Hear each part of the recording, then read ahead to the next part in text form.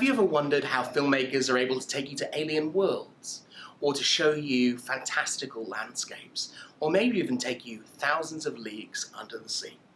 Hi, I'm Aidan with the Gwinnett County Public Library, and today I'm going to explain the secrets behind this movie magic and how you can use it to create your own film projects. Filmmakers have always been keen to tell ambitious stories, but they've had to face the technical and financial limitations of the time. Now, if you're telling a story that is set in the American Southwest, or maybe inside a domestic interior, it's not a problem at all. You can find a location, build a set, but what if you want to set a story on an alien world? Well, then you're going to have to get creative. One of the techniques that filmmakers introduced was called chroma key, or color separation overlay, but for most people it's more commonly known as green screen.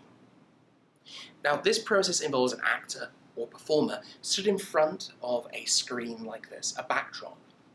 Now, they perform, and later on, the film editors are able to remove the backdrop and superimpose that footage on top of some other footage, putting in a matte background, or perhaps footage of other actors behind them. This technique was pioneered in 1940 in a film called The Thief of Baghdad, where it was used to make an actor appear many times the size of another. Now, filmmaking today is very different, but I want to explain how it worked back then so you get an idea about why it works the way it does. It's all to do with the way that light works and the way it interacts with film. Now, in the days of black and white cinema, black and white film responded to the luminosity of an object, the amount of light reflected off it. The more bright an object appeared, the whiter it would appear on film. With the advent of colour film, the film was able to capture information about the wavelengths of light received from a particular object. In the 19th century, scientists discovered that if you break light apart, it can be broken into three distinct areas of the spectrum. There was red light, blue light, and green light. Now, if you mixed red, blue, and green light together, you would get a perfect white light. They also discovered that if you altered the levels, if you had more red than blue, it would change the colour that was reproduced. And you could use this technique to produce any natural colour. Colour film stock was therefore comprised of distinct layers. There was a layer that corresponded to the red light, a layer that corresponded to the blue light, and a layer that corresponded to the green light. So, in The Thief of Baghdad, the actor would be stood in front of a blue screen. When filming was complete, the filmmakers could use the layer of film sensitive to the blue light to produce a high contrast negative. They could do this because the blue light only shines through the layer of film where there is no blue in the picture.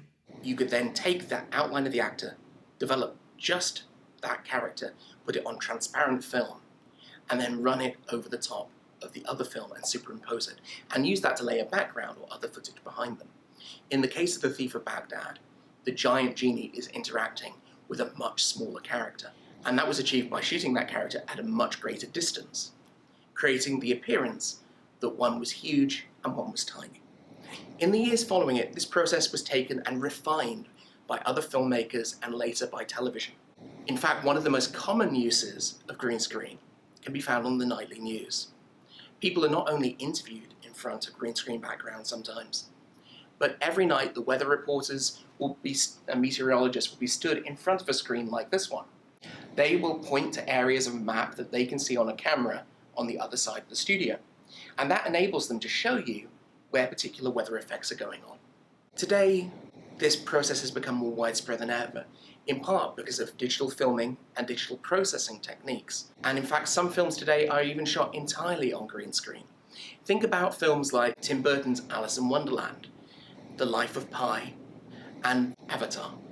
Today I'm going to be showing you how you can achieve the same effect using iMovie, free software that is available on any Mac computer, including those we have in our libraries. Now, while I'll be showing you iMovie, be aware that almost every video editing software will have some form of green screen or chroma key or color separation overlay option. You want to open up your software and import your footage, both the green screen footage and the background you plan on using. Start by dragging your background onto the editing timeline below, like this. Now remember that this is footage that doesn't contain the backdrop. Now take your foreground, the material shot against the backdrop, and place it above the other footage. You will see that it blocks the footage behind, so we're going to have a little more work to do. Next, you want to select the video overlay settings. The icon looks like two boxes. It defaults to cutaway, but we want to switch it to green screen, blue screen. Your backdrop should instantly vanish. Now, if your backdrop didn't fill the whole screen, it's possible that you may need to crop this layer. You will see that each corner of the image in the preview window has a small dot. You can click and drag these to show the footage in a particular area. One thing that iMovie doesn't do is resize your green screen image. Now, let's say I've realized that I appear far too big and I want to make myself appear much smaller, or maybe I'm in the wrong place on the screen. We start by placing a green background on the editing timeline. Next, place your green screen footage above it on the timeline like this. Now go back to the video overlay settings and select Picture in Picture. You can click and drag the image to move it around and resize it using the four corners of the box until you have it at the right place and at the right size. You now export that movie file using this Share button. Wait for the file to finish exporting. You'll see that this circle will fill up and then disappear. When it disappears, it's done. Now go back to your film project and import that new file you just completed. You should now be able to apply the green screen effect just like before. Now that I've demonstrated how to use the effect, I want to share a few tips and tricks so that you can get the most out of it in your film projects. The first is to plan your shots carefully and be aware of the background you'll be using. If you're not careful, you might have an actor stood in front of an important thing in the background, blocking an actor behind, or maybe obscuring something that's relevant, like a prop or part of the location.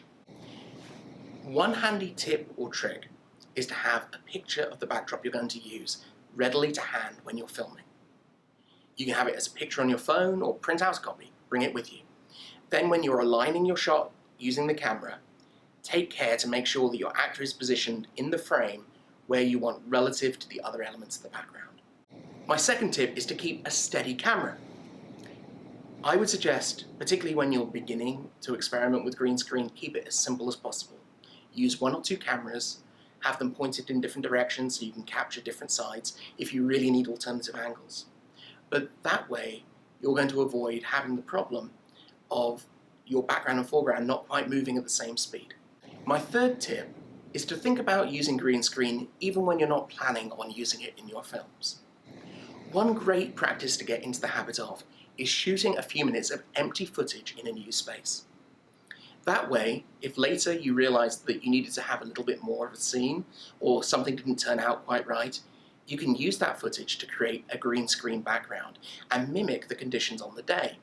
By doing this, you can make your film footage look consistent with the other footage you shot at that location and save yourself problems later on.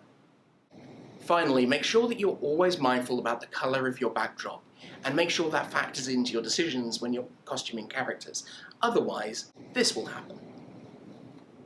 These technical challenges actually forced an unusual situation to occur during the making of the first Spider-Man trilogy. In those films, Spider-Man wears a costume that is red and blue, but his antagonist, the Green Goblin, wears a costume that's green and purple. Now, if you shot those two characters together in front of a green screen, the Green Goblin would disappear. Shoot them in front of a blue screen and parts of Spider-Man disappear. Clearly not ideal.